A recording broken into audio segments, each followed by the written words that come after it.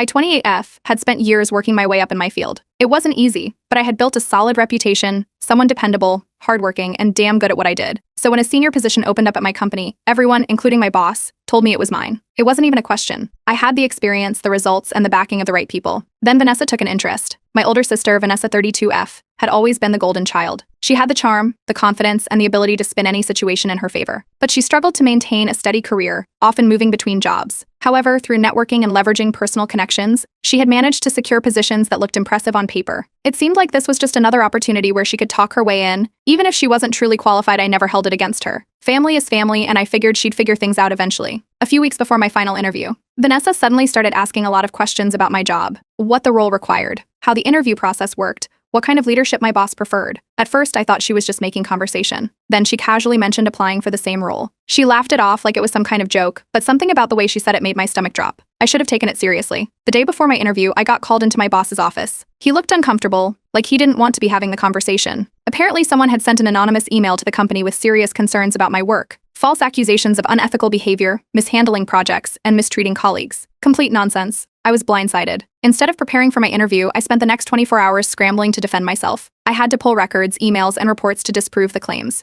My boss reassured me he didn't believe the accusations, but HR had to investigate. It delayed everything. Vanessa, seeing the opening, submitted her application. She had the advantage of timing. By the time HR cleared me, they had already advanced her in the hiring process. I later found out that one of the decision makers was an old acquaintance of hers, which gave her just enough leverage to seal the deal. I didn't put the pieces together right away. I was too focused on clearing my name, trying to figure out who would even do this to me. Then a friend from another department let something slip. Vanessa had known about the accusations before they became public. She had been talking about how unfortunate it was that my reputation had suddenly taken a hit. That's when it clicked. I dug deeper. A trusted coworker from HR who had always been supportive of me discreetly shared details about the anonymous email. As soon as I saw the wording, the phrasing, it was unmistakably Vanessa's. She had used things only she would know, twisting them just enough to sound believable. When I confronted her, she played dumb, swore up and down she had nothing to do with it. But when I presented what I had, a close friend in it had confirmed the email came from an IP address linked to Vanessa. Her face fell. She admitted it, said she was desperate, and that she had no choice. I debated taking this to HR, but my past experience told me they wouldn't want more internal conflict between siblings, especially since they had already hired her. Apparently, she needed this job more than I did. And our parents? They took her side. It was just a misunderstanding. She made a mistake. You can't hold on to grudges forever. I was furious. I wanted to scream, to burn everything down, but instead, I took a breath. I looked at Vanessa, at my parents, at everyone making excuses for her, and then I smiled. I told them I forgave her. I went to family events, acted like nothing had happened, played the role of the bigger person. Meanwhile, I started watching, listening, gathering everything I could about Vanessa's new job. Because if she thought she had won, she had no idea what was coming next. I wasn't just going to get even. I was going to make sure she felt every single thing she had done to me. Slowly, quietly, in a way that she'd never see coming. And by the time she realized, it would already be too late. Fixing my reputation wasn't easy. Even though the allegations had been proven false, the damage had already been done. In an industry where trust was everything, people didn't forget scandals overnight. Some of my professional relationships had become strained, and I knew I had to work twice as hard to rebuild what Vanessa had taken from me. So I did. I doubled down, took on every project I could, and made sure every bit of my work was flawless. I leaned on the people who knew my real work ethic, old colleagues, mentors, anyone who could vouch for me. Slowly, I regained credibility. Then something unexpected happened. A competitor of my old company reached out with an offer. It wasn't just any offer, it was for a position even better than the one Vanessa had stolen. More money, more responsibility, and most importantly, more influence in the industry. I accepted without hesitation. Meanwhile, Vanessa had no idea. She was riding high on her so-called success, bragging to friends and family about how she had finally made it. She had always been good at making herself look more accomplished than she really was. People ate it up. Our parents beamed with pride, repeating her exaggerated success stories at every family gathering. But she didn't just stop there. She made sure I knew. She slipped in little comments, casual jabs about how things work out for the best and how some people just aren't cut out for leadership. It was the same tone she always used, pretending to be supportive while making it clear she had won. She had no idea what was coming. With my new job, I had access to people Vanessa didn't. Higher-ups, decision makers, the kind of people who could make or break careers. And unlike Vanessa, I actually took the time to build real professional relationships. I never had to force my way into circles. I earned my place there. And that's when I started planting the seeds. I never openly trashed Vanessa. That would have been too obvious. Instead, I made small, carefully placed comments, conversations about workplace ethics, about how companies needed leaders who could be trusted. I let the right people connect the dots themselves. Vanessa had always relied on charisma over competence, but in her previous jobs, she was never in a role long enough for people to notice her shortcomings. This time, though, she had taken on a position where results couldn't be faked. Without a quick escape or another job offer waiting, she was forced to deliver, and that's when the cracks started showing. It started with whispers, small doubts, questions about whether she was really qualified for the role she had taken. Clients began asking for second opinions on her work. Then, Vanessa made her first big mistake. Desperate to prove herself, she took on a high-profile client that was way out of her league. It was the kind of project that could either make or break a career. She dove in, overpromised, and completely overestimated her abilities. What she didn't know was that I had connections in that client's company. I made sure they scrutinized everything. Every deadline, every detail. No more smooth-talking her way out of mistakes. They picked apart her work, questioned every decision. Within weeks, it became clear Vanessa was in over her head. The project was a disaster. The client lost money, deadlines were missed, and people started talking. At first, she tried to cover it up. She blamed her team, threw around excuses, and even tried playing the victim, claiming she had been given too much responsibility too soon. But the damage was done. Her bosses started paying attention. The same people who had once been impressed by her charm were now questioning if they had made a mistake. And just like that, the cracks in her perfect life had begun to show. The project Vanessa had botched wasn't just a failure, it was an embarrassment. High-profile clients don't like losing money, and in our industry, word travels fast. People started whispering about her incompetence. The first signs of trouble showed up in small ways. A few key colleagues stopped looping her into important conversations. A senior executive who had once praised her as a rising star was noticeably distant at a company event. She had no idea yet, but she was no longer a trusted name in the room. Then HR called her in for a performance review earlier than usual. Her manager had already raised concerns, and HR had begun quietly monitoring her work. By the time she was formally reviewed, the decision was nearly made. Vanessa had always been able to talk her way out of any mistake, brush things off, and keep moving forward. But now, there were actual concerns about her work. The failed project had exposed just how little she actually knew. Her confidence started slipping. Instead of handling things quietly, she complained to our parents. She painted it as office politics, claiming her coworkers were jealous or that she had been set up to fail. They, of course, believed every word. I sat through dinner after dinner listening to them reassure her, telling her she was just going through a rough patch. I nodded along, acted supportive, and played my part. Meanwhile, Vanessa was desperate to fix her reputation. She needed a win, something big to prove she still deserved her position. That's when she made her second major mistake. She lied. She submitted a report with manipulated revenue projections, claiming she had successfully revived a struggling account. At first glance, the numbers looked impressive, but discrepancies appeared. Her estimates didn't match the actual sales data, and finance flagged inconsistencies. And in a field where accuracy is everything, someone was bound to notice. I made sure of it. A mutual connection in her company, a former colleague of mine, got an anonymous tip suggesting a closer look at Vanessa's latest report. It didn't take long for the truth to come out. The numbers were fabricated, and now she had no way to spin it. HR didn't just issue another warning. They put her on notice. One more mistake and she was gone. Her paranoia kicked in.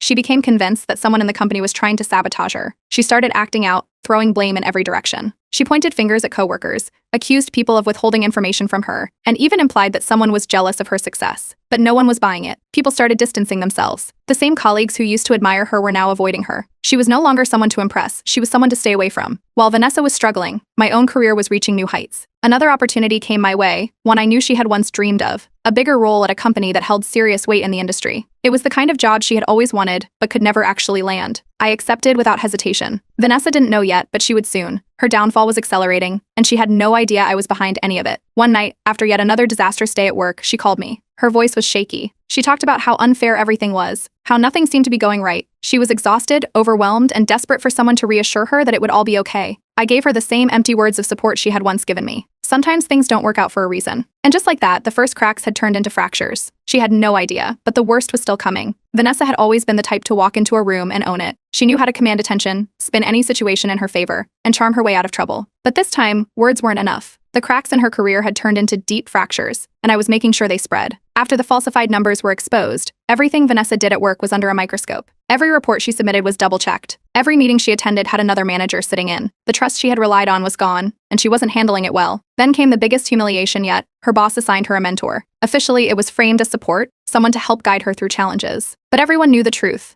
She wasn't trusted to work independently anymore. A more experienced employee now oversaw her work, reviewing every decision before she made it. Vanessa, who once bragged about leading teams, was now being treated like a new hire who couldn't be left alone. Her coworkers started keeping their distance. The same people who used to laugh at her jokes and admire her confidence were now whispering behind her back. The industry gossip about her incompetence had stuck, and now, no one wanted to be associated with her downfall. The pressure built fast, and Vanessa cracked. In a meeting with several employees, she lashed out at a junior staff member who made a minor mistake. The tension in the room shifted immediately. No one had ever seen her snap like that before. The junior employee went straight to HR, filing a complaint. I made sure it wasn't forgotten. Through my contacts, I ensured her outburst reached the right ears. Whispers of her hostile behavior started circulating. People suddenly remembered the time she had dismissed others' ideas, taken credit for work she hadn't done, and treated colleagues with arrogance. Her boss called her in again. And this time, it wasn't just a performance review. It was a warning. Vanessa, who had always been in control, now had none. She called me that night. The paranoia in her voice was unmistakable. She was convinced people were turning against her. She said nothing felt the same, that people were treating her differently. She wasn't wrong.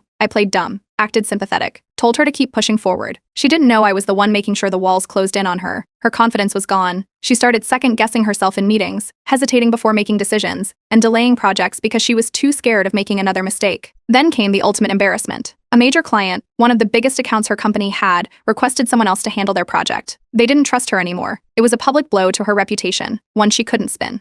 Her boss didn't sugarcoat it this time. She had two choices: fix her reputation or lose her job. She tried to salvage things by reaching out to her industry connections, hoping someone would vouch for her. I made sure none of them responded positively. She had burned too many bridges, and now, when she needed people the most, no one was willing to stick their neck out for her. The stress was eating her alive. She started drinking more. She had never been a heavy drinker before, but now she was showing up to happy hours more often, staying out late, and making bitter, cryptic posts online about how people only care when you're winning. I took the opportunity to play the concerned sibling. At a family gathering, I made sure to casually mention that Vanessa seemed stressed lately, that I was worried about her. Our parents, who still believed she was just going through a rough patch, brushed it off. But the seed was planted. Vanessa, already on edge, lost it. In front of everyone, she snapped at me. It wasn't just a small comment, it was an outright angry outburst. The room went silent. My parents looked stunned, and at first they reassured her, dismissing it as a temporary setback. But as months passed and Vanessa struggled to land another job, their concern grew. Slowly, their blind support turned into uneasy questions, and eventually a reluctant acknowledgement that maybe, just maybe, she wasn't the victim in this story. Instead, they told her she was being rude.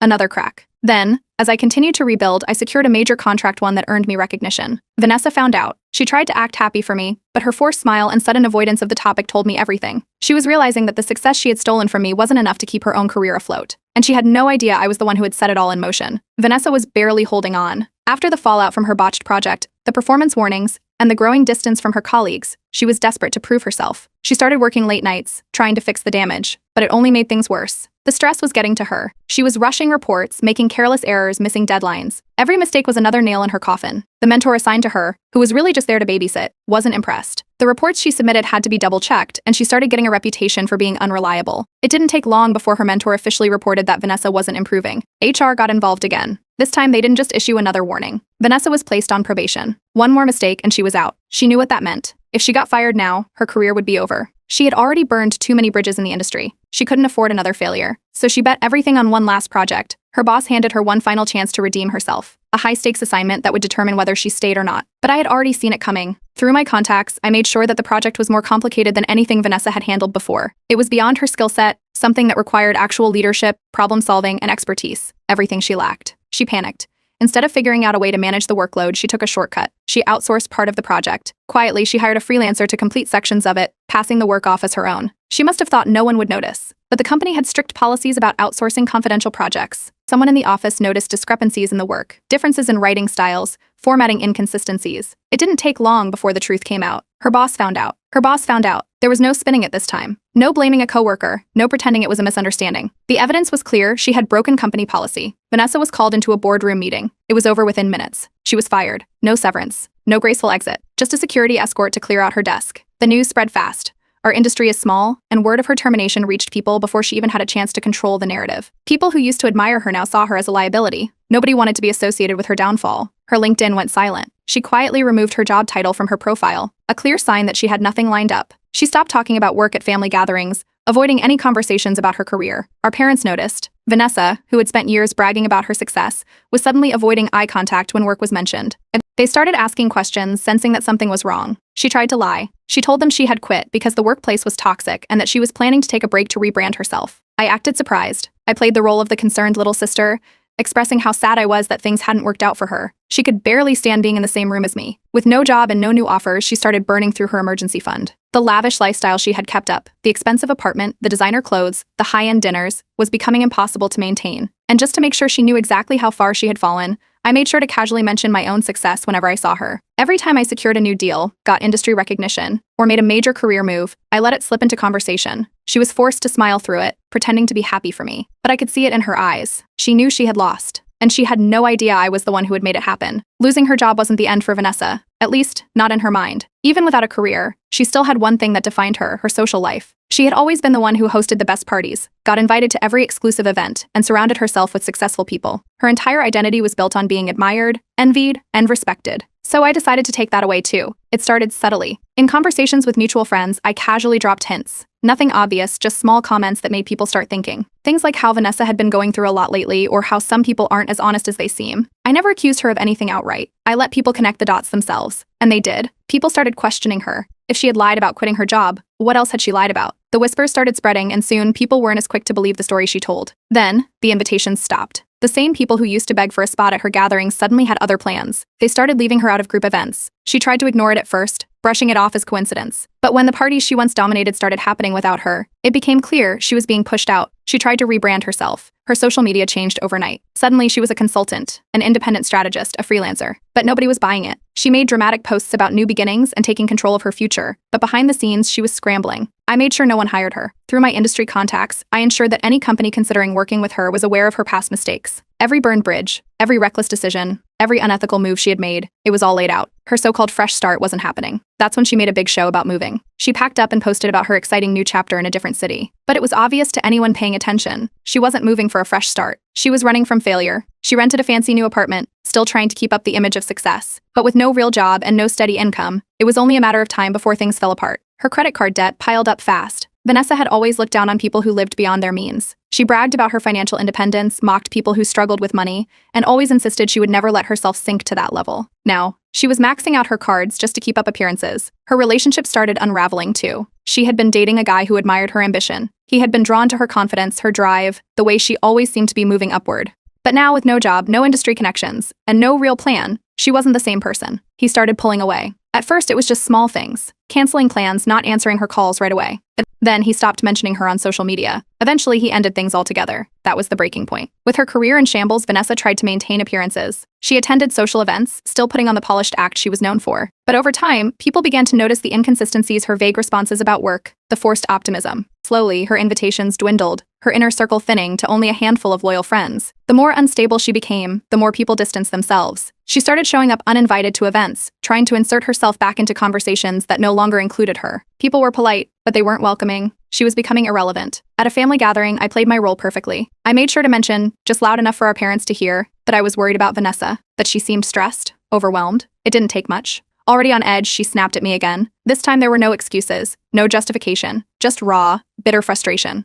Our parents, for the first time ever, didn't take her side. They started seeing her for who she really was. Vanessa realized she was losing everything. So she did what she always did. She tried to fix it with an apology. It was half-hearted, forced. A desperate attempt to get back into my good graces, to rebuild the bridge she had burned. I smiled, told her I forgave her. But we both knew the truth. She was on her own now, and there was no coming back from this. Vanessa wasn't the same person anymore. The confident, admired, always in control woman had been replaced by someone desperately grasping at the remnants of her past life. She had lost her job, her industry reputation was in shambles, and her social standing was slipping through her fingers. And I was making sure those last pieces disappeared, too. Her decline wasn't just a quiet fade into irrelevance, it was loud, messy, and impossible to ignore. People had started to see her for who she really was. The stories about her manipulations, the lies she had told, the betrayals, everything was out in the open now. She had spent years crafting an image of success and charm, but that image was shattered. Still, she tried to fight back. She rebranded herself online, flooding her social media with inspirational quotes about growth, resilience, and starting over. She framed her downfall as an empowering journey, making vague posts about overcoming adversity and learning from mistakes, without ever admitting what those mistakes actually were. But people weren't buying it. Through small, casual conversations with mutual friends,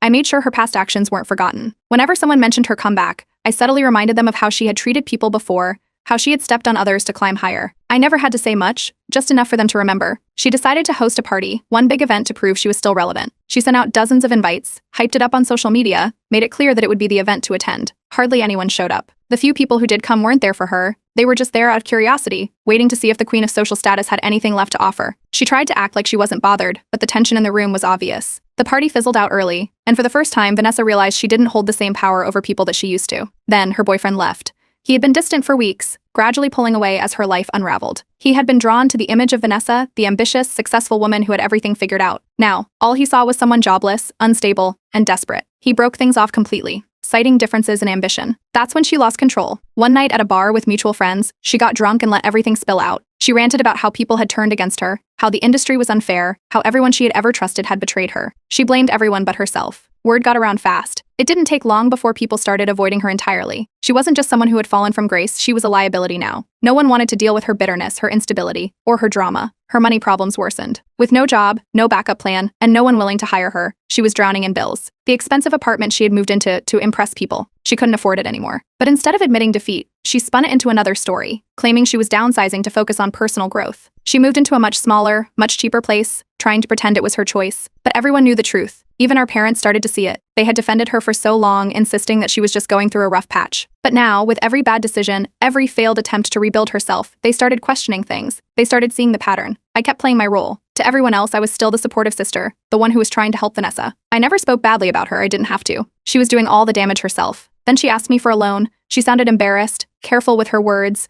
trying to make it seem like it was just a small favor. Just a little help until she found work again. I declined. Politely, gently. And that's when her attitude toward me changed. I started noticing the passive-aggressive comments online. She never mentioned me directly, but it was obvious. Posts about how some people pretend to be kind, but their actions show otherwise. It's about how families should support each other, but not everyone understands that. But no one paid attention. She tried reconnecting with old friends, reaching out to people she had once ignored, hoping they would give her another chance. Most of them had moved on. Some responded politely, but none made an effort to bring her back into their lives. Then her birthday came. Vanessa had always been the type to throw extravagant birthday parties, champagne, VIP lounges, designer outfits, the whole thing. But this year, it was different. No big celebration, no dinner invitations, no social media posts from friends hyping up the event, just silence. For the first time, Vanessa had to sit with the consequences of everything she had done. The people she had used, the relationships she had broken, the bridges she had burned. There was no one left to fix it for her. She finally realized she was alone. But by now, it was too late. Vanessa was in survival mode. The arrogance, the smug confidence, the belief that she could always talk her way out of anything, it was all gone.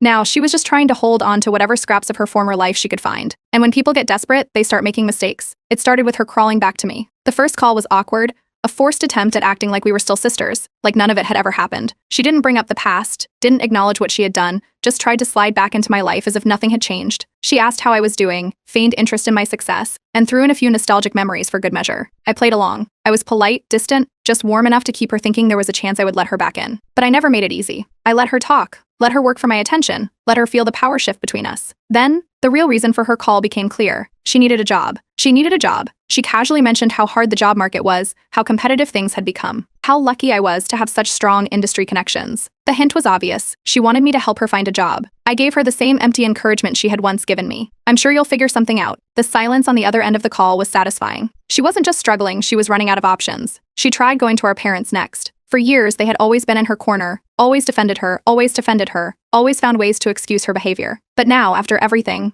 they were finally starting to see through her. She tried apologizing, acting like she was ready to make amends, but it wasn't working anymore. They didn't believe her. She had made too many mistakes, burned too many bridges. They were tired of the cycle. That's when she found a new distraction: dating. She latched onto a guy who was clearly just using her. He had no career, no ambition, no real future. He was the type of guy Vanessa would have once looked down on, but now she clung to him for validation. She needed to feel like someone still wanted her, even if it was someone beneath her usual standards. It didn't take long for her resentment to boil over. The passive-aggressive social media posts started appearing again. She made vague complaints about fake people, and how she had learned the hard way that not everyone wants to see you succeed. She never mentioned me directly, but the meaning was clear. Then, she made a mistake. At a social event, after one too many drinks, she went on a rant about how certain people had stolen opportunities from her. She was bitter, angry, blaming everyone but herself. But this time, people weren't buying it. Mutual friends called her out. They told her she had no one to blame but herself, that she had burned bridges, manipulated people, and that maybe it was time she took responsibility. She tried rebuilding her career with a shady startup. Desperate to prove she was still relevant, she accepted a role at a company that barely had a presence. It was a joke, a failing operation run by inexperienced people. She bragged about it, acting like it was her big comeback. I made sure it never succeeded. Through my contacts, I spread the word that the startup was untrustworthy, that it wasn't worth doing business with. It didn't take much, the company was already on shaky ground. Within months, it collapsed, leaving Vanessa jobless again. She had no choice but to move back home. She framed it as just temporary, saying she wanted to regroup before making her next move. But everyone knew the truth. She couldn't afford to live on her own anymore. She had no job, no income, no plan. She stopped going out, stopped posting as much, stopped pretending she still had things figured out. The person who had once been the center of every social circle, the one who always had something to brag about, was now a ghost of who she used to be. Then one night, in a quiet conversation, she finally acknowledged what she had done to me. She didn't say it in a grand, meaningful way. There was no deep, heartfelt apology, just a quiet admission, a recognition that she had destroyed her own life, that she had made a mistake. But it wasn't true remorse. She regretted the consequences, not the actions. I told her I forgave her. But we both knew there was no coming back from this. She had lost everything, and I wasn't lifting a finger to help her. A year had passed since Vanessa betrayed me. It didn't feel like a long time, but looking at where we both stood now, it might as well have been a lifetime. I was at the peak of my career. After years of hard work, I had built something real. My reputation was stronger than ever, and my name carried weight in the industry. I had just been promoted to a senior leadership position, making more money than I ever thought possible. The job Vanessa had stolen from me, it didn't even matter anymore. I had surpassed it in every way. Meanwhile, Vanessa had nothing left. She had been out of work for months. Every attempt to rebuild her career had failed. She had applied to countless jobs, but the industry had a long memory. No one wanted to hire someone with her track record. Her social life was gone, too. The friends she once controlled, the people who used to worship her, none of them were around anymore. She wasn't invited to events, wasn't tagged in photos, wasn't part of the conversations. She had become a ghost, someone people only talked about in past tense. But Vanessa wasn't done trying. She made one last desperate move. She tried to guilt our parents into saving her. She framed it as a fresh start, telling them she just needed a little help to get back on her feet. She promised she had changed, that she had learned her lesson. She pulled out every trick she had used in the past, expecting them to fold like they always did. But this time, they didn't. For the first time in her life, our parents said no. They saw through her, finally understanding the cycle she had trapped herself in. They weren't willing to throw more money at her problems. They weren't going to bail her out. And that's when she came to me. There was no arrogance this time. No fake confidence, no manipulative charm, just exhaustion, defeat. She apologized again, but this time she wasn't pretending. She knew she had ruined her own life. She wasn't asking for forgiveness. She was asking for a way back. I gave her my final answer. I don't think we can ever go back to how things were. The words hit harder than I expected. The last bit of hope in her eyes flickered out. She begged, scrambling for anything that would make me change my mind. But I walked away. Vanessa, the woman who had once taken everything from me, was now the one being abandoned. Her downfall became permanent. No career, no reputation, no friends. Just the weight of her own mistakes, pressing down on her. She couldn't survive in the city anymore. Too many people knew what had happened. Too many people had seen her fail. She packed up and moved to a small town, disappearing from the world she had once thrived in. Her online presence faded too. No more inspirational quotes. No more rising from the ashes speeches. No more attempts at pretending she was still relevant. Just silence. Our parents never said the words out loud, but I knew they finally understood. They knew I had been right all along. Vanessa had done this to herself. I never looked back. I didn't need closure, because I had already won. Vanessa had spent her whole life thinking she could step on people without consequences, that she could manipulate, lie, and betray without ever facing real fallout. But now she was living with it, every single day. And that was the ultimate lesson.